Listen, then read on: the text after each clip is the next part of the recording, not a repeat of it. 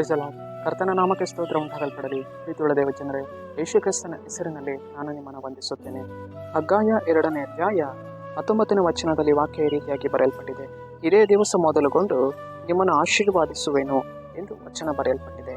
ಅಂದರೆ ಪ್ರೀತಿಯುಳ್ಳ ದೇವಜನರೇ, ಕರ್ತನು ಈ ಮುಂಜಾನೆಗಳಲ್ಲಿ ನಿಮ್ಮನ್ನು ಕರೆಯುತ್ತಿದ್ದಾರೆ, ಮಗನೇ ಮಗಳೇ, ಇದೇ ದಿವಸ ಮೊದಲುಗೊಂಡು ನಾನು ಏನು ಮಾಡುತ್ತೇನೆ, ಆಶೀರ್ವಾದಿಸುತ್ತೇನೆ, ನಿನ್ನ ಕೆಲಸ ಕಾರ್ಯಗಳನ್ನು ಆಶೀರ್ವದಿಸುತ್ತೇನೆ, ನಿನ್ನ ಜೀವಿತವನ್ನು ಆಶೀರ್ವಾದಿಸುತ್ತೇನೆ ಎಂದು ಕರ್ತನು ಈ ಮುಂಜಾನೆಗಳಲ್ಲಿ ಹೇಳಿದ್ದಾರೆ.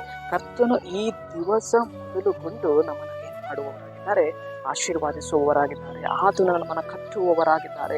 ಆತನು ನಮ್ಮನ್ನು ನೆಡುವವರಾಗಿದ್ದಾರೆ. ಪ್ರೀತಿಯುಳ್ಳ ದೇವಜನರೇ, ಆತನು ನಮ್ಮನ್ನ ಫಲ ಬಿಡುವಂತಹ ಮಕ್ಕಳನ್ನಾಗಿ ಮಾಡುವವರಾಗಿದ್ದಾರೆ. ಪ್ರೀತಿಯುಳ್ಳ ದೇವಜನರೇ, ಆದುದರಿಂದ ಈ ದಿವಸಗಳನ್ನ ನಾವು ಇರುವಂತಹ ಈ ದಿನಗಳನ್ನು ನಮ್ಮ ದೇವರಿಗೆ ಕೈಗಳಿಗೆ ಒಪ್ಪಿಸಿಕೊಡಬೇಕು.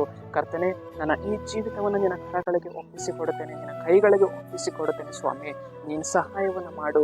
ನನ್ನ ಈ ಜೀವಿತವನ್ನು ನೀನು ಆಶೀರ್ವಾದಿಸು, ಈ ದಿವಸವನ್ನು ನೀನು ಆಶೀರ್ವಾದಿಸು, ಈ ಸುಂದರವಾಗಿರುವ ಈ ಜೀವಿತವನ್ನು ನೀನು ಆಶೀರ್ವಾದಿಸು ಸ್ವಾಮಿ ಅಂತ ಹೇಳುವಾಗ ಕರ್ತನು ಖಂಡಿತವಾಗಿಯೂ ನಮ್ಮ ದಿವಸಗಳನ್ನು ಕರ್ತನು ಏನು ಮಾಡುವವರಾಗಿದ್ದಾರೆ, ಆಶೀರ್ವಾದಿಸುವವರಾಗಿದ್ದಾರೆ.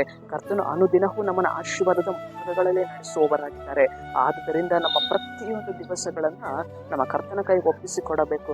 ಕರ್ತನೆ, ನೀನು ಹೇಳಿದ್ಯಾ ದಿವಸ ಮೊದಲುಗೊಂಡು ನಾನು ಆಶೀರ್ವಾದಿಸ್ತೇನೆ ಅಂತ ನೀನು ಹೇಳಿದ್ಯಾ, ಅದೇ ರೀತಿಯಾಗಿ ಈ ದಿವಸವನ್ನು ಕರ್ತನೆ ನಿನ್ನ ಕರಗಳಿಗೆ ನಾನು ಒಪ್ಪಿಸಿಕೊಡ್ತೇನೆ ಸ್ವಾಮಿ.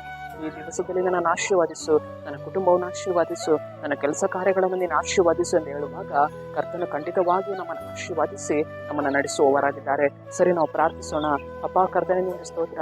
ಈ ಮುಂಜಾನೆ ವೇಳೆಯಲ್ಲಿ ವಾಕ್ಯವಾದ ಸಂದೇಶವನ್ನು ನೋಡ್ತಾ ಇರುವ ಜನಗಳನ್ನು ಸಂಧಿಸು. ನಿನ್ನ ಜನರ ಜೀವಿತಗಳನ್ನು ಕರ್ತನೆ ಈ ದಿವಸ ಮೊದಲುಗೊಂಡು ಅವ್ರನ್ನ ಆಶೀರ್ವಾದಿಸಿ ನಡೆಸು. ಅದಕ್ಕಾಗಿ ಸ್ತೋತ್ರ. ನಜರೇತಿನ ಯೇಸುವಿನ ನಾಮದಲ್ಲಿ ತಂದೆಯಾದ ದೇವನೇ, ಆಮೆನ್, ಆಮೆನ್.